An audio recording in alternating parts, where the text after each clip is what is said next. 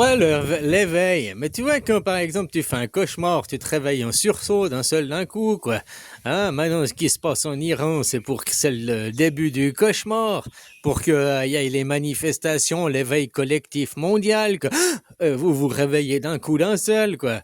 Parce que tu vois que t'es dans un bon rêve et tout. Oh non, je veux encore 5 minutes. Hein, tu veux rester dans ton rêve. Mais que c'est un cauchemar, tu veux vite en sortir, quoi. Hein, puis dans ton cauchemar, quand je sais pas quoi, c'est au moment où il te coupe le bras que tu te réveilles, que c'est pas vrai, quoi. Hein, tu vois.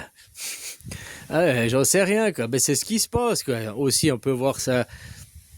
Tu t'éveilles le matin, quoi. Puis là, c'est un éveil brutal. Puisque les gens, le réveil, il sonne depuis 9 ans. Moi, je vous sonne le réveil depuis 9 ans. Tududut, tududut, tududut. Allô, allô, il est temps de vous réveiller. Allô, l'apocalypse a commencé. Allô. Hein, voilà, on était même au chapitre 12, maintenant 13, maintenant on est au chapitre 14. Hein, voilà, les nouveaux paradigmes, les nouveaux quantiques. Hein, un éveil, quoi. On vient de faire les 125 ans du sionisme. 125 ans du sionisme, depuis 1897, ça faisait jusqu'en 2022. 125 ans, c'est aussi le tour d'un tourne-disque. 125 ans, c'est 12 heures, c'est une phase. C'est un tour de cadran, quoi. Là, on était dans les 125 ans de la nuit, hein, dans les 125 ans du sommeil. C'est la lune qui nous guidait. C'est pour ça que c'est les juifs qui nous guidaient, le projet sioniste qui nous guidait. Voilà, mais maintenant, depuis 2022, il s'est passé quoi en 2022? Hein, on est en guerre depuis 2000. Bah déjà, mars 2020, nous sommes en guerre. Il y a eu l'épidémie de Covid. Mais après, en mars 2022, il arrivait quoi? Les Russes. Hein, la guerre en Ukraine qui est commencée. Ou bien c'était en 21, je sais plus quoi. Mais j'ai un doute maintenant. Non, c'était en 22, mars 2020, une année.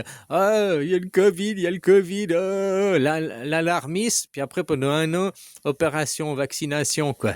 Hein? Puis c'est après un an de vaccination qu'ils se sont aperçus. C'était. En 2022, janvier 2022, que tous les médias, Mansuite, BFM TV, TF1, ils disaient l'inefficacité des vaccins. Puis c'est là qu'a commencé la guerre en Ukraine, quoi. Voilà, quoi. Donc, comme c'est encore une étape de plus du réveil, quoi. Que avant, c'était qu'un réveil, avant, c'était que spirituel. Hein. On parlait d'une épidémie qui n'a pas vraiment existé, mais voilà, qui a permis aux gens de se rapprocher, puis qu'on a permis de voir que Wall Street, c'est eux qui dirigeaient le monde, et puis qui faisaient tout, l'offre et la demande, ça créait les prix plus chers, qui nous maintenaient en esclavagisme, en réalité.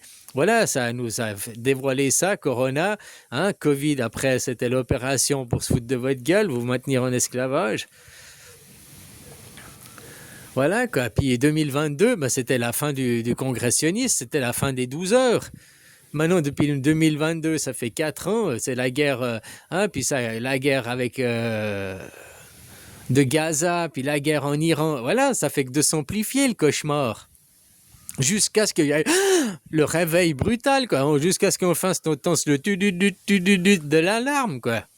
Qu'il y a un petit mec, il y a moi, qui vous sonne l'alarme depuis 9 ans, quoi. Hein? Voilà, quoi. Alors, on pourrait dire, maintenant, avec le recul, je pourrais dire, bah, si vous m'auriez écouté il y a 9 ans en arrière, tout ça, ça serait pas arrivé. Mais en même temps, si vous m'auriez écouté il y a 9 ans en arrière, je pense qu'aujourd'hui, on aurait tout rasé en éclair. Ouais, il faut quand même l'avouer, quoi. Hein, bon, voilà, quoi. Faut avouer, à moitié pardonner, quoi. Maintenant, je suis plus assagi, j'ai pris plus de bouteilles.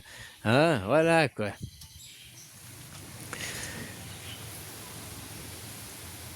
Non, puis moi, on m'avait dit quand commenceraient les événements.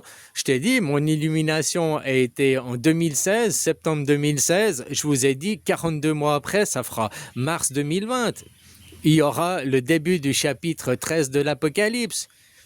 Et j'ai pas menti. Et c'est arrivé en mars 2020. Le 23 mars, c'était ça. Que Macron a fait son élocution. Nous sommes en guerre, la bête de l'Apocalypse arrive, elle est là. Et qu'est-ce qui s'est passé 42 mois après? Le deuxième partie du chapitre de l'Apocalypse, le chapitre 13, il est divisé en deux parties. La bête à 12 cornes, à 7 diadèmes, machin, la grosse bête, donc la mondialisation qui est sortie. Hein, puis après, il y a la bête à 2 cornes qui est sortie, le petit diablotin, Israël. Voilà. Pour nous amener à 666, en mars 2026, le 666, c'est un éveil spirituel, un éveil mondial.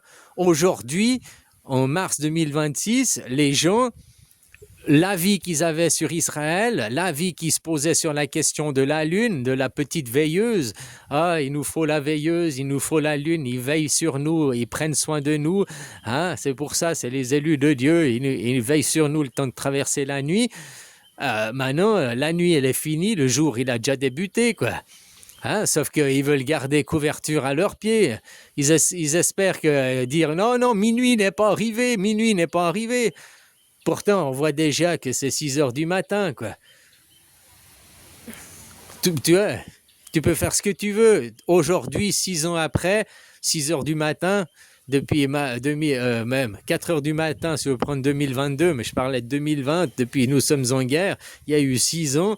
Ben maintenant, le monde s'est éveillé. En 6 ans, il y a eu un éveil collectif, un éveil mondial, un éveil sur le fait que vous êtes esclave, un éveil sur le fait qu'il n'y a pas l'égalité. Le féminisme, il parle de l'inégalité de droits hommes-femmes, mais ça, c'est que dans le monde privé du travail. Parce qu'autrement, au point de vue du droit, un homme et une femme, le droit, il ne fait pas la différence entre un homme et une femme, il fait la différence les individus et les actes et les crimes qu'ils ont commis, quoi, par rapport aux individus, pas par rapport au sexe. Par contre, dans la justice, ceux qui ont de l'argent et ceux qui n'ont pas d'argent, il y a une justice à 2 vitesses. Les riches, hein, qui ont la justice de leur côté, parce qu'ils peuvent corrompre le juge, corrompre l'avocat. Oui, ils peuvent venir corrompre ton propre avocat pour te faire perdre l'affaire. Hein. Ah, tu crois toujours que l'avocat, il travaille pour toi, mais des fois, la meilleure défense, c'est de se défendre soi-même. Hein. Nul n'est censé ignorer la loi, jusqu'à ce que, voilà, apprends à connaître la loi quand tu en as besoin. Tu n'as pas besoin de la savoir sur le bout des doigts, mais ce que tu as besoin, au moment où tu as besoin, au lieu de faire confiance aux gens, même si l'avocat, tu vas demander conseil à un avocat, c'est comme le médecin qui te déclare un cancer va demander conseil à un deuxième, toujours, pour voir s'il a le même diagnostic. L'avocat, la même chose, va demander mais ça coûte cher. Pourquoi ils font que les avocats coûtent cher? Pourquoi ils font exprès pour que les petits gens, Et si tu dois sortir 5 000 € d'avance pour payer des frais d'avocat, des frais de justice, tu dois payer en avance, même si tu seras remboursé après, si tu gagnes ton procès, il faut quand même avancer les sous à l'avance, puis sortir 5 000 balles ou même 3 000 balles, c'est pas facile pour tout le monde. Donc, tu vois, ils rendent la justice exclusive à juste ceux qui ont l'argent. Et ceux qui sont pauvres, ils ont ou des avocats commis d'office, ou bien alors, voilà. De toute façon, tu seras perdant juste à cause que tu n'as pas l'argent pour avoir le bon avocat. Regarde Dupont-Aignan, là. Votre avocat qui a fini ministre, là, Dupont-Aignan, avec son petit Yorkshire, là.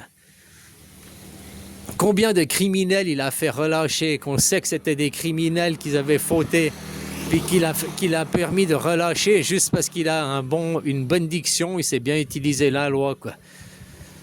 Toi, tu vas dire, il a fait un bon travail. Moi, je l'estime coupable. Il a permis aux coupables d'échapper à sa peine. Donc, il est un collabo, il est complice. Moi, Dupont-Aignan, qui permet à des criminels d'échapper à la justice, pour moi, l'avocat, il est autant coupable que le criminel. C'est comme toi, il braque la banque, et toi, tu es dans la voiture, tu les attends pour prendre la fuite. L'avocat, c'est le pilote de la voiture pour prendre la fuite. Il est complice au même titre que les braqueurs. Voilà, moi, c'est comme ça que je les vois, ces avocats qui défendent les criminels, puis qui savent que leur client est un criminel, et qui vont le défendre juste parce que pour l'argent, quoi. Hein? Voilà, quoi. Moi, c'est des avocats criminels, pour moi, ces gens. Ils doivent être jugés au même titre que les gens qui ont permis d'être relâchés, puis qu'ils continuent leurs crimes, qu'ils continuent des abus d'enfants, hein, ou des viols de femmes, ou bien des détournements d'argent. Voilà, moi je dis l'avocat, il doit être aussi jugé de complicité, quoi. Voilà.